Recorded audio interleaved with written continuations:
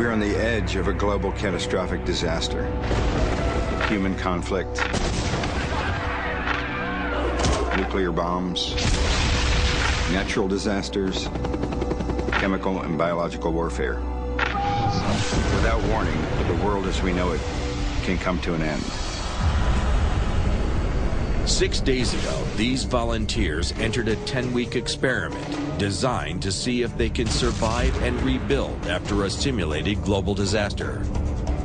Their world, constructed to mirror what survivors could experience if a viral outbreak left Los Angeles and the rest of the planet devastated. The volunteers' backgrounds and skill sets represent a cross-section of modern society. Their new home, a cordoned-off 80,000-square-foot warehouse near downtown Los Angeles. The whole manufacturing plant is something. Inside, they've been provided with limited tools, supplies, and food. They have no electricity, no running water, and no communication with the outside world. As part of the experiment, a gang of looters and thugs will attempt to compromise the colonists' resources and security. So far, the volunteers have focused on survival basics: fire, a water filter, electricity, and their security has been tested. There's only 2 of them. Want you to get out there and kick some butts. Now, sustainable energy. You got a bomb here. You light it, it will blow. And a dangerous street scavenge. Drop that or I'll shoot you. What we got and go on back.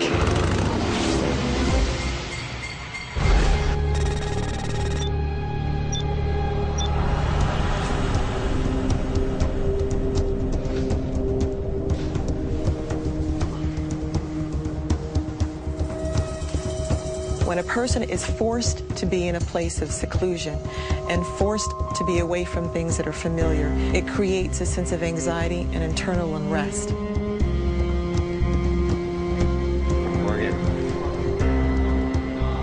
A recent rainstorm provided the colonists with a 9-day supply of water.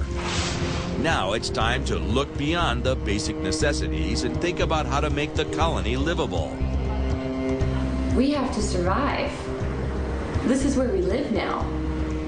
And there's still so much we have to do. I know it will get more difficult when we start running out of things. It's always the things that you don't think about that blindside you, and all of a sudden you're without water or our power runs out, and then it's gonna be a nightmare. The colonists' first few days were so hectic that they haven't had a chance to take full stock of the resources available to them. Disasters force people to view themselves and the world in a different light. Things once viewed as trash may become as valuable as gold. To survive, you must use anything and everything you find. Did anyone ever check in this thing? Luckily, we're blessed enough to find this place and have all this, but we heavily scratched the surface of looking around here. The rest of them have clothes to change into welding safety gear. I mean, I think it's going to take us days, maybe weeks to figure out all the stuff that's here.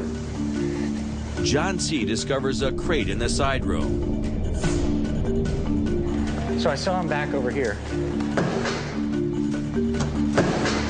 I wonder how long this has been sitting here. I know. Let me get it for you. Stand back. Ha! There you go. Flip, watch the nails. Let it rip.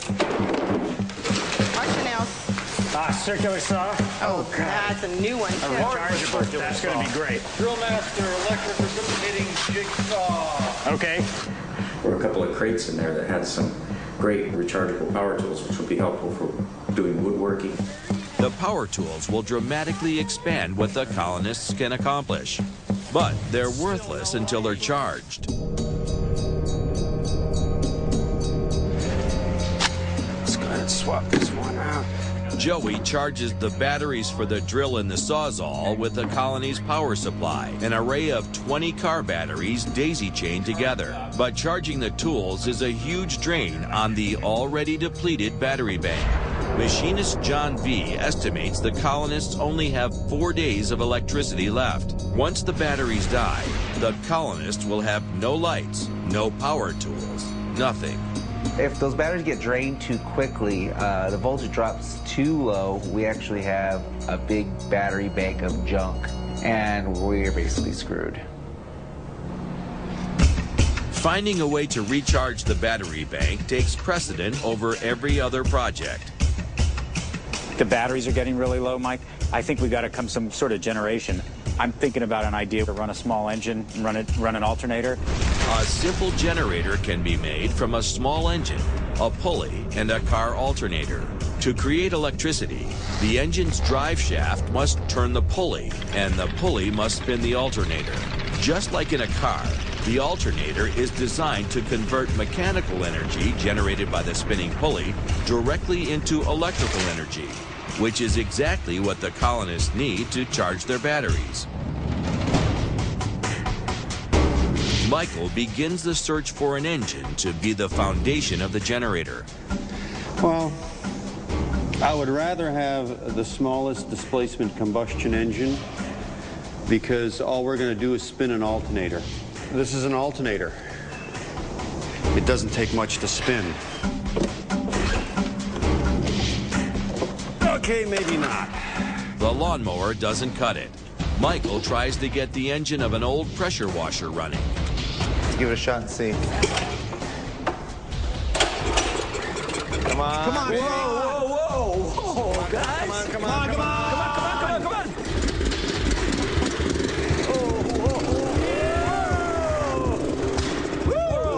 No exhaust. The pressure washer engine works. Now Michael can start converting it to spin an alternator and generate electricity. But to keep it running, they'll need fuel. So we can run the generator either on gasoline, which we could either scavenge, siphon, maybe there's vehicles outside, but I've got to imagine that that's getting less and less plentiful. The colonists begin to search for gasoline or another source of fuel for the pressure washer engine. But it's empty. I know. It's empty, man. But I can't find it. Yeah. Not a lot in it, man. With an inventory of less than 5 gallons of gas, John C. thinks of another option. We have tons of pallets, so wood is a great option. So I think we all agree we got to get to a more sustainable power generation. We've got to have something that's renewable. In times of disaster, resource shortages force the survivors to make do with the materials at hand. I used to live in Austria, and I lived with a family that the grandparents told me during Second World War, they and all of their friends had to convert their cars, their gasoline cars, to run on wood. John's idea is called a wood gasifier. A wood gasifier consists of 2 containers, each filled with wood scraps.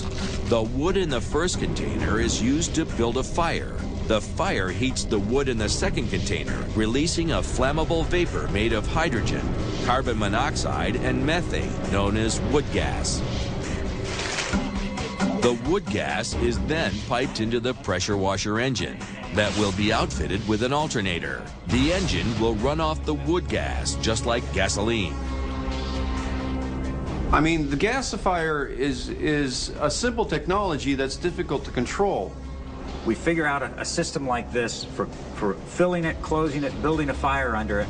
Handyman Michael is skeptical that computer engineer John's idea will work. He's so pie in the sky sometimes. And I actually looked this up a long time ago, but I've never actually built one. The idea is great. The first step is finding containers to hold the wood. Does that one have a top on it, Martin? Yeah, it does. Oh, yeah. All right, Flip it we over. got one right here. Okay? This is going to be perfect. I like it. It feels good to be using my brain. It's fun to be able to, you know, sit down and do engineering. Just really using your mind to figure out a problem. Okay, so what we're gonna do is we're gonna take this big one here, we're gonna put wood chips in it, We're going to put it on top of this, and we're going to cut a hole in this one, have a fire going under it, and it's going to make all the wood chips in here kind of smolder, but it's going to release all of the gas in